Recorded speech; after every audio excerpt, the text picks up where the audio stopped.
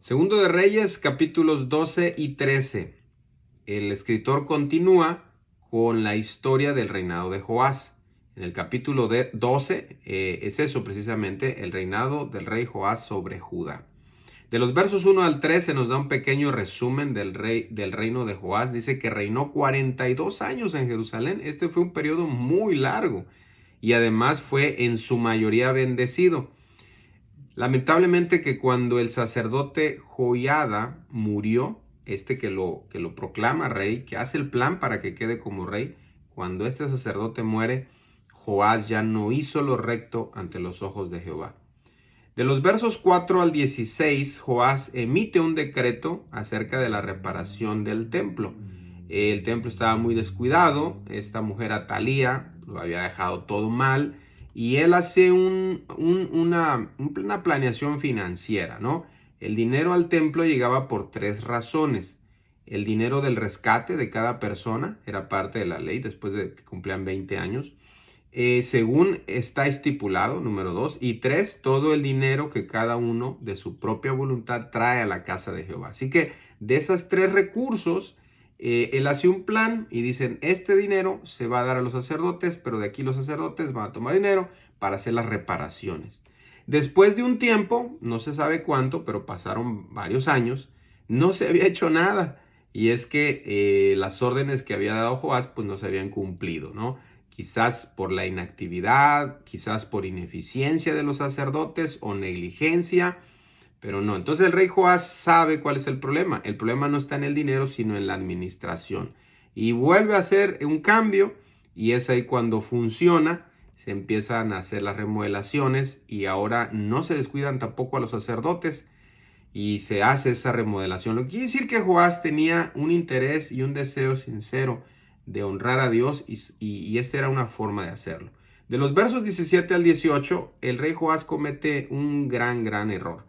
Le paga al rey Hazael de Siria tributo para evitar un ataque contra Jerusalén. En vez de confiar en Dios, Joás intercambió la bendición de Dios dio los tesoros sagrados del templo para proteger la capital y el reino del ataque sirio. Parece que esto puso mal a Joás porque de los versos 19 al 21 se nos habla de que Joás fue asesinado. Se levantaron sus siervos, conspiraron contra él y mataron a Joás. Así terminó esta historia de este otro rey de Judá.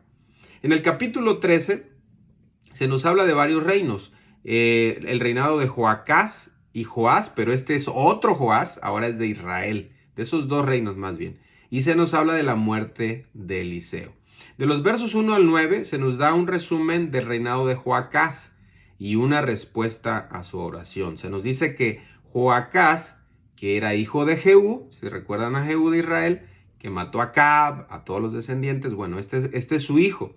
Este inicia su reinado, pero hace lo malo ante los ojos de Jehová. Sigue habiendo los reyes malos que se olvidan de Dios. Esto no paró en toda la historia de los reyes. De tal manera que Dios permitió que fueran entregados en manos de Hazael, rey de Siria. Pero aquí nos dice que Joacás oró en presencia de Jehová y Jehová lo oyó. Fíjense cuál es la misericordia de Dios, que aparte de todo lo malo que se hacía, Dios seguía respondiendo. Así que Dios envió un Salvador, pero Israel continuó en su falsa adoración. Israel continuó en su apostasía. A veces solo clamamos a Dios porque nos conviene, pero nuestro corazón sigue alejado. De los versos 10 al 13 se nos habla de un resumen, es un resumen del reinado de Joás ahora sobre Israel. Después de Joacás empezó a reinar Joás. No estamos hablando de hace ratito del reino de Judá, sino ahora del reino de Israel. Este era nieto del rey Jehú. Acuérdense, Jehú, Joacás y ahora Joás, es su nieto. Continuó con los mismos pecados de su padre y de su abuelo.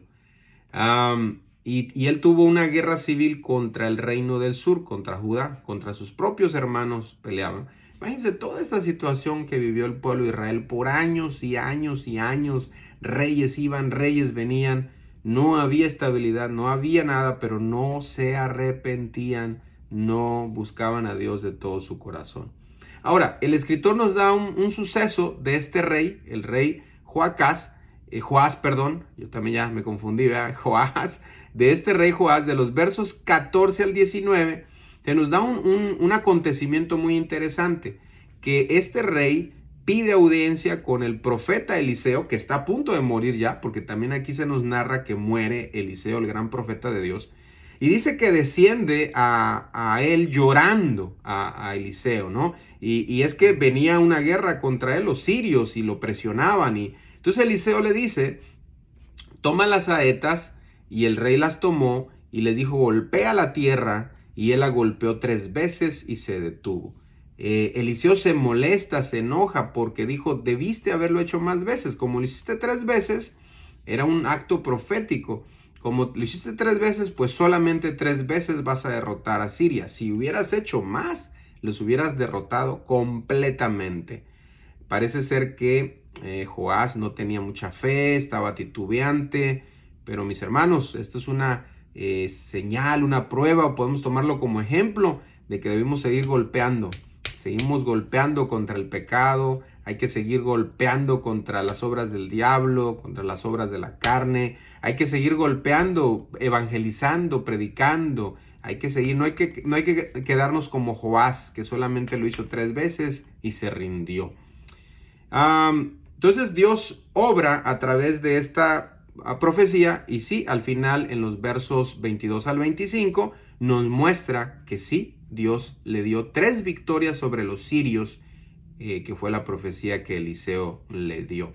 Finalmente, de los versos 20 y 21, se nos habla de cómo el poder de Dios seguía obrando en Eliseo, incluso después de su muerte. Y murió Eliseo y lo sepultaron. Eliseo se enfermó, murió y lo sepultaron. Quizás él esperaba ser arrebatado al cielo, como lo hizo con Elías, pero no, simplemente envejeció, enfermó y murió enfermo. Mis hermanos, aquí nos enseña la Biblia que pues no es, ¿verdad?, una cosa sensacionalista y de que todos así vamos a... No, Eliseo hizo grandes milagros, pero a Dios le plació llevárselo envejecido, enfermo y así murió. Pero nos narra la Biblia un acontecimiento muy extraño, ¿no? Que en la sepultura de Eliseo, eso está en los versos 21 y 22, arrojaron un cadáver. Y cuando este cadáver tocó los huesos, porque ya pues estaba descompuesto el cuerpo de Eliseo, cuando tocó los huesos, ese cadáver revivió y se levantó sobre sus pies. Un milagro de los más extraños de la Biblia. Pero creemos que quizás Dios permitió esto para honrar la memoria de este gran profeta de Dios.